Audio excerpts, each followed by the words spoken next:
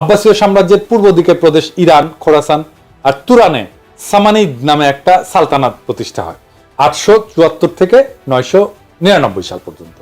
তুরান হইতেছে তুর্কিদের এলাকা। খোরাসানের উত্তরে একটা বিখ্যাত নদী আছে যার নাম আমোদরিয়া, আপনারা শুনছেন না? গ্রিকরা একে অক্সাস বলতো। আলেকজান্ডার দ্য গ্রেট এই নদী ক্রস করছিলেন তার যুদ্ধযাত্রায়। সেই নদী হইতেছে ইরান আর তুরানের সীমানা। সেই নদীর উত্তরে তুরানি বা তুর্কিরা থাকতো। তুরানি তুর্কি ট্রাইব গুলা অশ্বারোহী বা নমাডিক ছিল। সামানিদ সুলতানেরা ইরানি ছিল এবং তারা ফার্সি ভাষায় ব্যাপক পৃষ্ঠপোষকতা করত। আধুনিক ফার্সি সাহিত্য সামানিদ আমল থেকে শুরু হয়েছে। ফার্সি লেখা হয় আরবি হরফে। ইরানের মহাকবি ফেরদৌসি এই সময়ের মানুষ।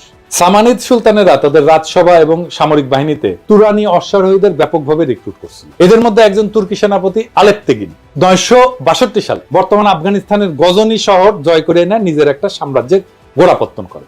এই আলেপ্তেগিনের নাতি বা দৌহিত্র হচ্ছে গজনির বিখ্যাত সুলতান মাহমুদ, যিনি অশ্বারোহী তুর্কি বাহিনী নিয়ে ভারতবর্ষের পাঞ্জাব বিজয় করে তার সাম্রাজ্য যোগ করে। এর ফলে আরবদের বেলুচিস্তান এবং সিন্ধু বিজয়ের প্রায় 300 বছর পর মুসলমানরা বর্তমান সীমান্ত প্রদেশ পাঞ্জাব বিজয় করে। সুলতান মাহমুদ এবং পার্শ্ববর্তী গজনী সুলতানেরা তুর্কি হওয়া সত্ত্বেও তারা সামানিদ সুলতানদের অনুসরণে ফার্সিকেই নিজেদের অফিসিয়াল ভাষা হিসেবে ব্যবহার করতেন। সুলতান মাহমুদ মহাকবি ফেরদৌসিকে নিয়ে পারস্যের মহাকাব্য শাহনামা রচনা করছিলেন। আপনারা জানেন না যে বিখ্যাত শাহনামা? তো গজনীর এই সালতানাত 1186 সাল পর্যন্ত ছিল। 1186 সাল পর্যন্ত আফগানিস্তানের ঘুর শহরের তুর্কিক সেনাপতি মুইজুদ্দিন মোহাম্মদ ঘুরি গজনির সালতানাতকে বিজয় করে যোগ করেন নিজের সাম্রাজ্যে। এরপর উনি 1192 সালে দিল্লির কাছে নিজের বর্ম আচ্ছাদিত ঘোড়সওয়ার হেভি ক্যাভারলি এই তুর্কি বাহিনী নিয়ে তরাইনের যুদ্ধে রাজপুত রাজা পৃথ্বীরাজ চৌহানকে পরাজিত করে ভারতবর্ষের মুসলমানদের প্রথম কেন্দ্র দিল্লি সালতানাত প্রতিষ্ঠা করেন।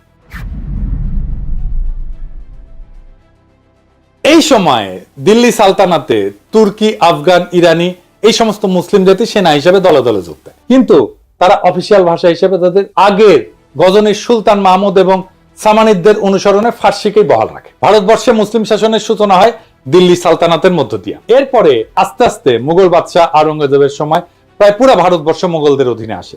মুঘলরাও ফার্সির ব্যবহার জারি রাখে। দিল্লি ছিল সালতানাতের রাজধানী বা কেন্দ্রবিন্দু। দিল্লির আশেপাশের এলাকায় খারি বলি নামে একটা ভাষা প্রচলন ছিল। এত জাতের মুসলিম দিল্লিতে সেটেল করার ফলে তারা এই খারি বলি ভাষা ব্যবহার শুরু করে। এর মধ্যে যুক্ত হয় অসংখ্য ফার্সি আর আরবি শব্দ, মানে যেগুলো ধার করা শব্দ। আমাদের বাংলাতে অসংখ্য ধার করা শব্দ আছে। খারবলি আর ফার্সি এই দুইটা মিলে তৈরি হয় উর্দু ভাষা। একে হিন্দুস্তানি ভাষাও বলা হয়, কারণ এটার উৎপত্তি হিন্দুস্তানে দিল্লি সালতানাতের সময়। দিল্লি সালতানাতের আমলে 1300 শতকে বিখ্যাত কবি আমির খসরু, যাকে ভারতের তোতাপাখি বলা হয়, উনি এই উর্দু ভাষায় সাহিত্য রচনা করেন এবং তাকে উর্দু সাহিত্যের জনক বলা হয়। এই উর্দু ভাষাকে ফার্সি আরবি হরফেই লেখা হইতো স্বাভাবিকভাবেই, কারণ যারা শিক্ষিত, যারা এই সাহিত্য রচনা করতেন, তারা অলরেডি সেই হরফের রাষ্ট্রীয় কাজে ফার্সিতে ব্যবহার করতেন। এখন হিন্দুস্তানে বিভিন্ন জাতের মুসলমানদের সমাগম ঘটে। ইরানি, তুরানি, আফগান, পাঠান, তাজিক, উজবেক, হাজরা ইত্যাদি। ভারতবর্ষের মুসলমানদের সেনা সামরিতে এরকম অনেক জাতের ঘোড়সওয়ার সৈন্য সেনাপতির সমাগম হইতো। তারা এই হিন্দুস্তানি ভাষায় নিজেদের মধ্যে কমিউনিকেশন করতেন। এই জন্য এই ভাষার নাম হয়েছে উর্দু বা ক্যাম্প। বোঝা গেছে? মুঘল বাদশাহ জাহাঙ্গীর, শাহজাহান, আওরঙ্গজেব থেকে শুরু করে বাহাদুর শাহ জাফর পর্যন্ত সবার মাতৃভাষা ছিল উর্দু।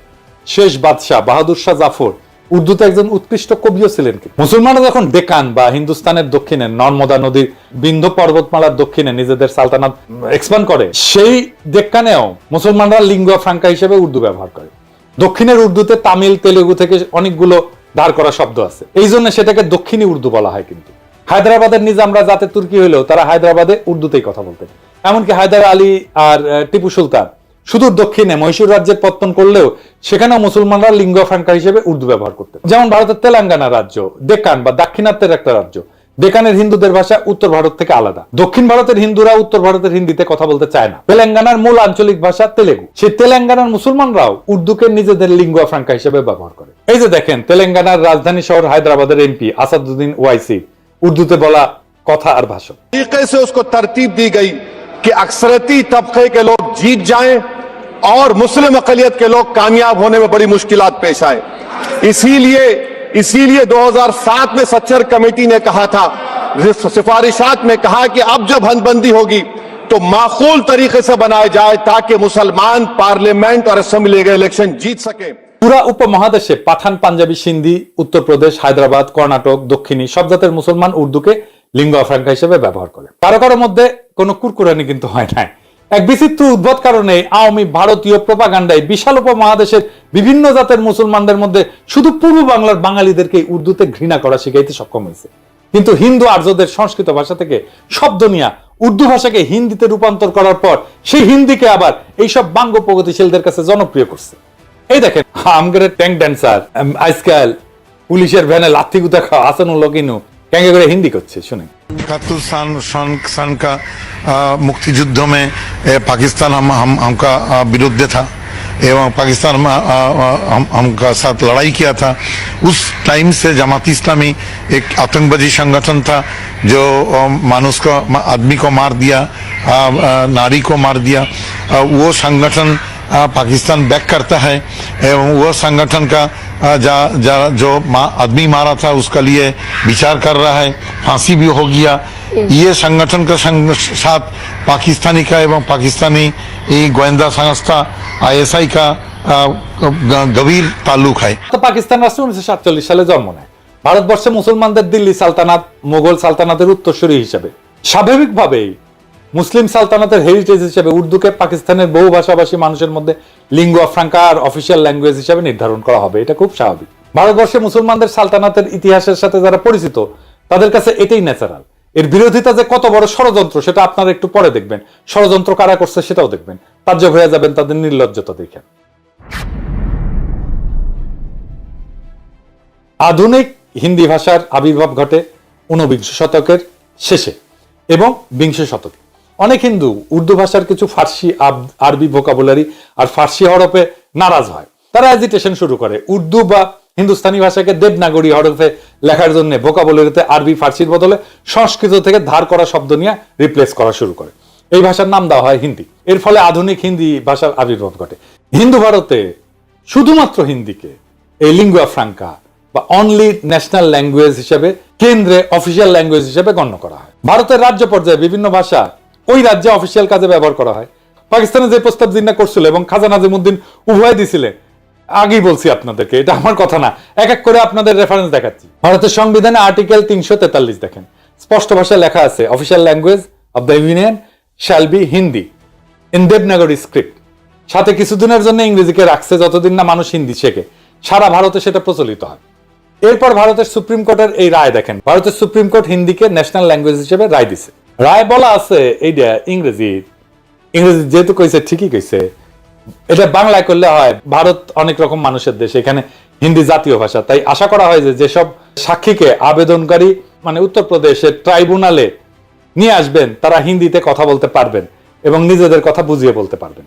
এরপর সংবিধানের 351 আর্টিকেল দেখেন, স্পষ্টভাবে লেখা আছে ভারতের কেন্দ্রের দায়িত্ব হচ্ছে হিন্দি ভাষার প্রসার ঘটানো, সাথে হিন্দি ভোকাবুলারি ক্রমান্বয়ে সংস্কৃত থেকে ধার করা শব্দ দিয়ে প্রতিস্থাপন করা। কই, ভারতের পশ্চিমবঙ্গে তো বাঙালি বাস করে। বাংলা সাহিত্য কালচার সংস্কৃতি বলতে যা বুঝি সেটার গোড়াপত্তন তো ঘটে পশ্চিমবঙ্গের হিন্দু ভদ্রলোক ব্রাহ্মণ কায়স্থ বৈদ্য এদের হাতে। তাও তো একটা টু শব্দ পর্যন্ত করলো না যে ভারতে তাদের মুখের ভাষা কাইরা নিতে হইতেছে। তাদের দুঃখিনী মায়ের কি হবে, সোনা মানিক বলে আর বুকে টাইনা নিতে পারবে না। হিন্দিকে ভারতের কেন্দ্রে অফিসিয়াল ল্যাঙ্গুয়েজ করার ফলে কি তারা বাংলা ভুলে গেছে? এখনই কি আপনারা বুঝতেছেন না পূর্ব বাংলার কৃষিজীবী মুসলমানদের বলদ আর উজবুক পায়া কত বড় খেলা খেলছে ভারতীয় সর আর তাদের দোসরেরা? এবার দেখেন আরো খেলা আপনাদের কিভাবে বলদা পায়া খেলছে, একটু দেখায়। বাঙ্গু প্রগতিশীলরা রবীন্দ্রনাথ কইতে কইতে অজ্ঞান হয়ে ক্যাট হয়ে পড়ে যায়। এই যে কয়েকদিন আগে সঞ্জিতা খাতুন মারা গেল, তার লাশের পাশে রবীন্দ্রসঙ্গীত গাইলো, ভিডিও দেখেন।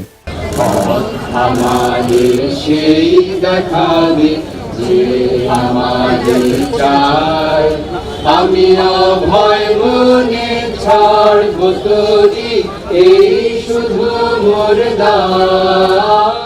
এখন আপনাকে আমি এই রবীন্দ্রনাথের একটা চিঠি পড়ে শোনাইতেছি, তাহলে বুঝবেন এই বাঙ্গু প্রগতিশীলদের ভারত মাতা আওয়ামী লীগ আর বামেলামিরা কিরকম বলদ বানাইছে। The Mahatma and the poet এই নামে একটা বই আছে, যেখানে রবীন্দ্রনাথ এবং গান্ধীর মধ্যে লেখা চিঠিপত্র সংকলন করা হয়েছে। এটা সংকলক সব্যসাচী ভট্টাচার্য আর এক ভট্টাচার্য। 21 জানুয়ারি 1918 বিহারের মতিহারি থেকে গান্ধী রবীন্দ্রনাথকে একটা চিঠি লেখে। এই পত্রে গান্ধী রবীন্দ্রনাথের মতামত জানতেছে একটা বিষয়টা হইতেছে হিন্দিকে ভারতের একমাত্র জাতীয় ভাষা বা ন্যাশনাল ল্যাঙ্গুয়েজ করার ব্যাপারে, এই ভাষাকে আন্তঃপ্রদেশ যোগাযোগ এবং জাতীয় সমস্ত কমিউনিকেশনের ব্যাপারে চালু করা গান্ধীর প্রশ্ন ছিল। এইরকম ইংরেজি যে এটা কি ঠিক না যে হিন্দি একমাত্র সম্ভাব্য জাতীয় ভাষা এবং বিভিন্ন আন্তঃপ্রদেশের যোগাযোগের জন্য ভাষা হইতে পারে। চিঠির উত্তরে শান্তিনিকেতন থেকে 24শে জানুয়ারি 1918-তে রবীন্দ্রনাথ এই প্রস্তাবে সম্মতিসূচক মতামত দেন এবং হিন্দিকে ভারতের একমাত্র জাতীয় ভাষা যা আন্তঃপ্রদেশ যোগাযোগ